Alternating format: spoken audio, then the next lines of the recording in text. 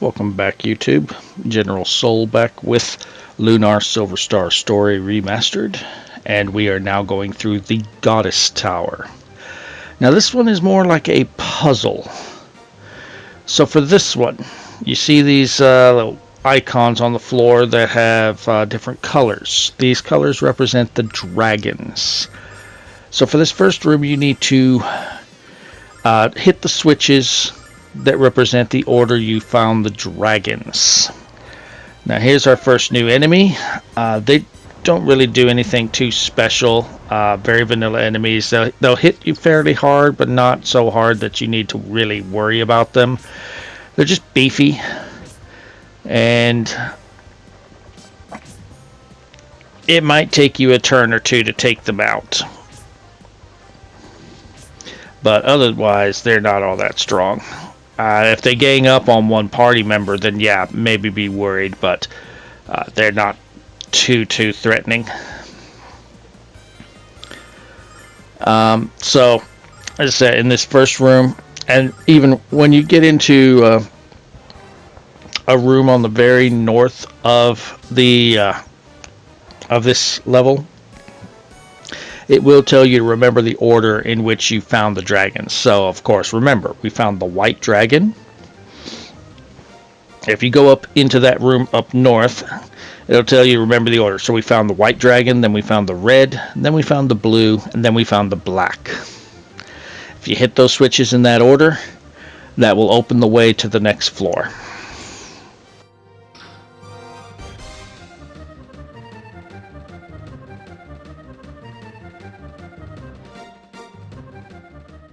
I decided to check that room out after we've already just about hit all the switches. So, yeah, there's your hint on what you're supposed to do here.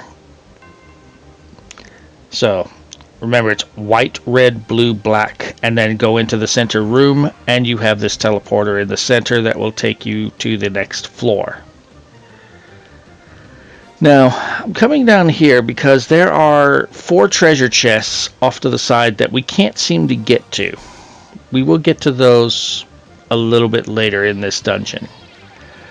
Alright, so again, remember the order. White, red, which we're standing on red. Then blue, and then black. And that will take us into this room that will take us to the next floor. There's no treasures here, so don't worry about it. Just go into the portal. Now, remember the order that it tells you. Blue, black, red, white. There are there are 4 switches in this room. Hit them in the order that they just said.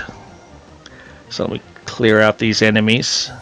Alright, here's some new enemies here. So we have ringhorns, and that was a little too quick for me. Ringhorns, I think, are the ones, the statues, while we got these other ones. They're basically like those bomb angels. Now, one thing I have noticed with Nash's weapon that he's using is it seems it has a it doesn't put enemies to sleep like the dream bow does. It has an effect where it has a chance of instantly killing some enemies. I wouldn't depend on it to clear out enemies, but I have had instances where it's cleared out the toughest enemies in a battle. And I've had instances where it took out like 4 or 5 enemies in one battle. So it can be very nice if you get it, but don't depend on it. Alright, so the order was blue. And this, now we get the ultimate armor for, I believe this is, yep, Nash. So, and you notice the switch on the left side. I did not see that. We needed to also hit that switch. So next was black. This is the ultimate armor for, I believe this goes to Jessica. Yes. So I'm gonna have to go back. Yeah, I kind of noticed that on the floor there, but I didn't hit the blue one. So I'm going to have to go back through again to hit them. Here is the ultimate armor for Mia. And then the final one, this is Kyle's ultimate weapon. Unfortunately, it doesn't give him an extra attack like Alex's does. During this tower, the Goddess Tower, I was kind of wishing that I had that Gale Ring, but oh well. Okay, so I'm kind of like looking at my maps like there's supposed to be a portal here whenever I hit all of them. Then I'm like, okay, I see what I did wrong.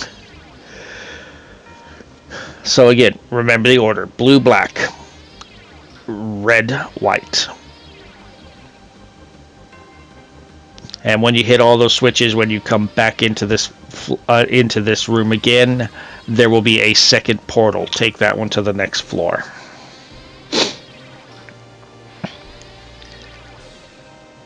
There we go. And here, again, red, black, white, blue. So this is the order that they want you to hit these switches. So, take out the enemies along the path. There's red. Take you down. Black. Take you down. White. And of course, right at where we started is blue. Alright, so that opens the way to the exit, which is in the center of the room. It gives us this bridge to cross. Alright, we have our last healing statue of the game, and we have a new enemy here. So, let's take these guys down. So we have Stone Creep. They are very, very tanky. But again, nothing really to worry about. None of the enemies that I've noticed do anything special. There's Nash's bow. I mean, he just about killed everything for us right there.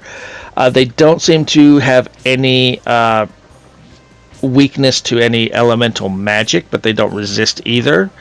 They do seem, however, to be weak to Kyle and Alex's skills.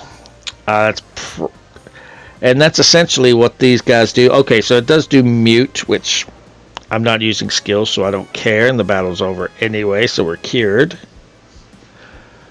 Very, very quickly when we got in here, like our second or third fight on the tower, we did finally get Alex to level 50, so that got us that trophy for hitting level 50. That was the trophy at this point that I was worried about for completing Silver Star story. So we're pretty much now just completing the game. Here is our final enemy, Ultra Fiend. Ultra Fiend resists elemental damage, also resists Kyle and Alex's skills. They're very tanky, easily the toughest enemy in the game. That is not a boss. All I can really suggest is just wail on them until they die. They are susceptible to Nash's bow's instant death, so keep that in mind. Once you hit level 50, if you really, really want to, feel free to use the Black Dragon spell to just kill the enemies. I'm still going to go ahead and kill them and get it at least 1 or 2 more levels. But yeah, they're very, very tanky. A lot of resistance to everything. But they'll eventually go down. The most dangerous thing they do is that little beam that we saw. Well, they have 2 dangerous things. They have this beam. When they're electrified, they're going to do this beam that'll hit everybody for a decent chunk of health. But they have another one where they'll put their arms out and kind of crouch. They're going to leap. It seems they decide who they're going to leap towards when the round starts. If you move your party member out of the way, they will leap to where they were and nothing happens. But if they leap and land on your party member that they targeted, instant death. Okay, so Mia kind of taking some damage, so we need to heal her. Kyle too. Okay, now you see at the bottom we have these little electrified devices here. You want to grab these enemies' attention and make them run into it. So basically, like we did at the very beginning of the game with those apes in the White Dragon Cave, you don't need to have both destroyed, just one will do. And we are almost done. Spirit Talisman here. Let's see. That is an accessory, and that is a very good accessory if I'm remembering. So I'm trying to see if like anyone equips that, but it's an accessory. So start looking for it. And I've been getting Wrath Rings dropped, but Spirit's Talisman will have the damage of all attacks. Very useful. I'm going to put that on Jessica on the final battle because we don't have to worry about conditions on that final battle. Alright, so I need you to run into that. Thank you.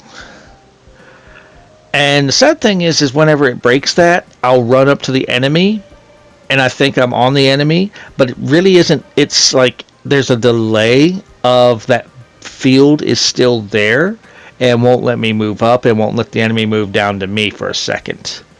But we have seen every enemy in the game. Now you may notice that that bridge went away. There's a switch on both sides of that gap. If the one on our side is yellow, you need to step on it to bring the bridge out, but the enemy can step on it on the other side to make it go away, so be quick. Alright. And this chest contains a silver light. Alright, take these guys out. We are almost done. Take these guys out. You can take any of the staircases, they all lead to the same place. Now I ran from that battle because I wasn't sure if I needed to trick him to hit that barrier or not, but there was one on the other side. Alright, and we have this chest. I believe it's a silver light, yes. And we have now confirmed that, yes, there is a limit to how much you can carry. I've been getting a lot of items that I really am never going to use, so I just decided to get rid of that item there. And I may be a little premature here on getting everybody ready. I think we got one more floor, but we are coming up towards a bit of a boss gauntlet here. It's not really a boss gauntlet, but we are going to have two bosses back to back. Alright. Nash needs to heal. If this isn't the floor that I'm thinking, yeah, we got this floor. Next floor is where we're going to have our first boss. Alright, clear all these guys out here. And this is our last random battle. After this floor, it is the final two bosses of the game. So make sure everybody is maxed out. Heal everybody to full. Make sure their MP is full. And then get ready for boss battle number 1.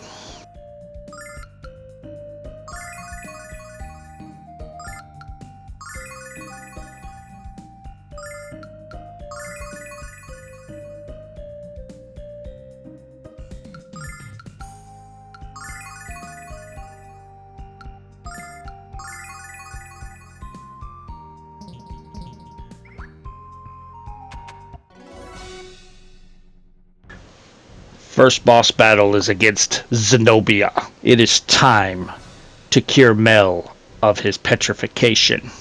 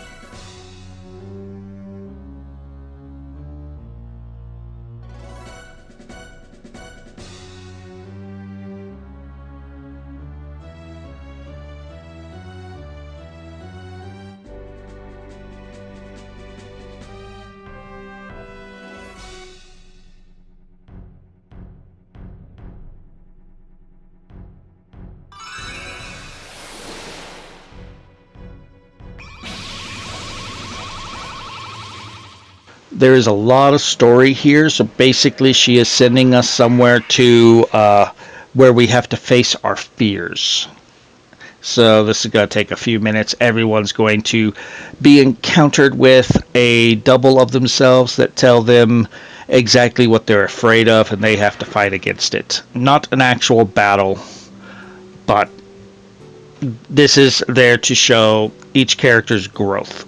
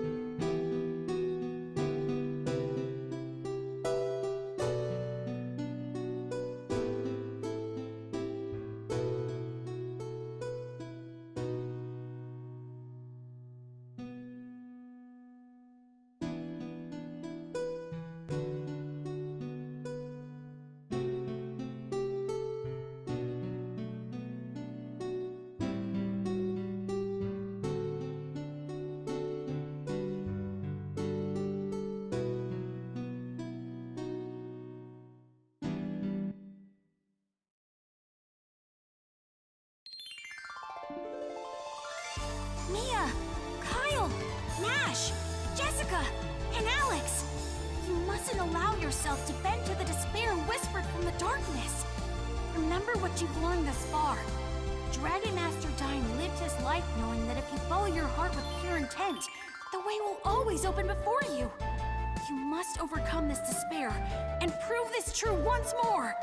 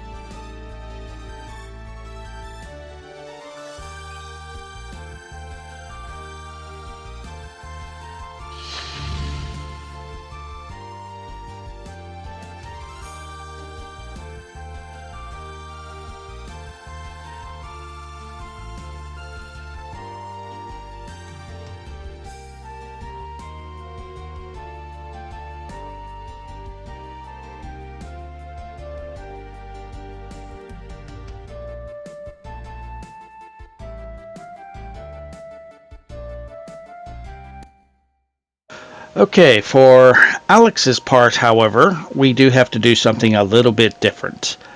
So we have to walk towards Luna. That's all we got to do. We're going to have these beams thrown at us, but it is in time with the story. Just walk towards Luna. Once you get to her, we break the spell.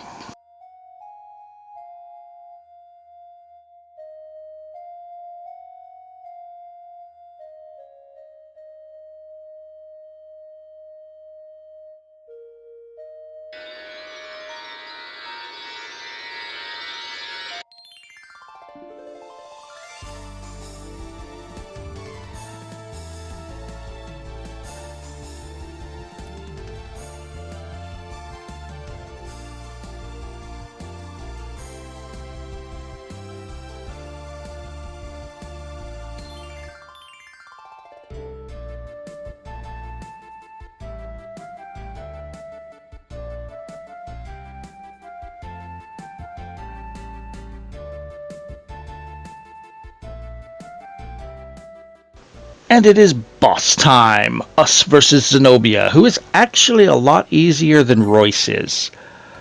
Alright, so you already know what we're doing here. Thunderbolt. Buff up Alex and Kyle. You may or may not want to raise everybody's defense with Mia.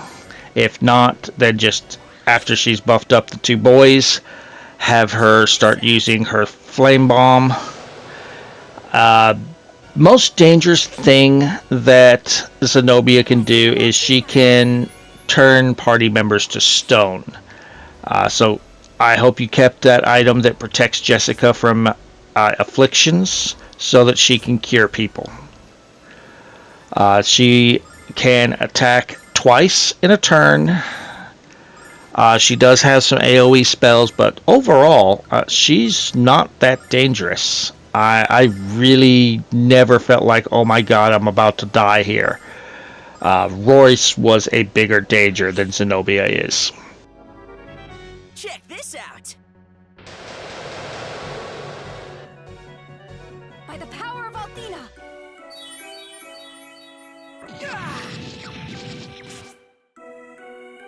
Gotcha!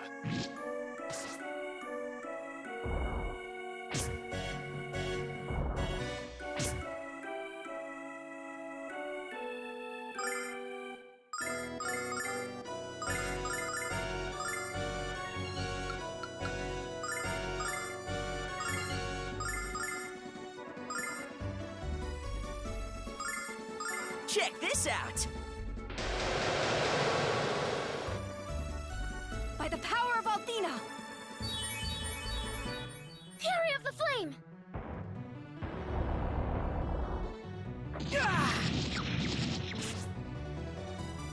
Gotcha!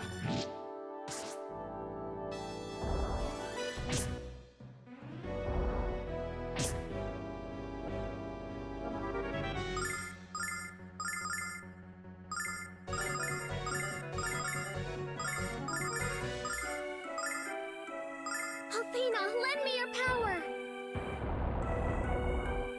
Check this out!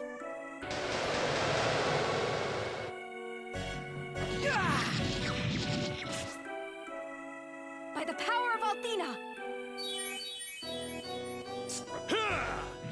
So when she is kind of got her knees up, she's going to do Aura Shot. This is an AoE spell. Can hit pretty hard, but nothing we can't out heal. When she's got the green energy on her hand, this is probably the most dangerous thing she can have if you're not keeping up with the healing. She's going to hit each party member pretty hard. So have everybody as close to full health as you can with Jessica whenever you see that. Otherwise, Zenobia is not a threat at all. Your time has run out.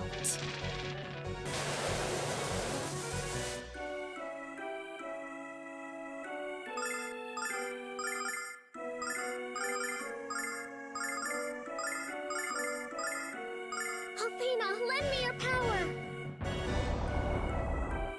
Check this out!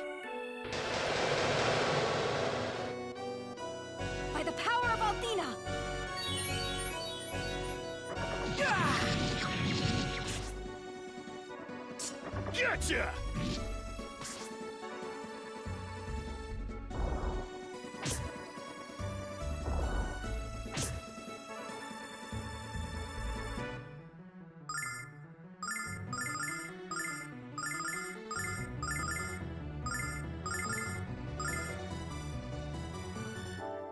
Check this out! Athena, lend me your power! Ah! Blessing of Athena! Gotcha! Your time has run out.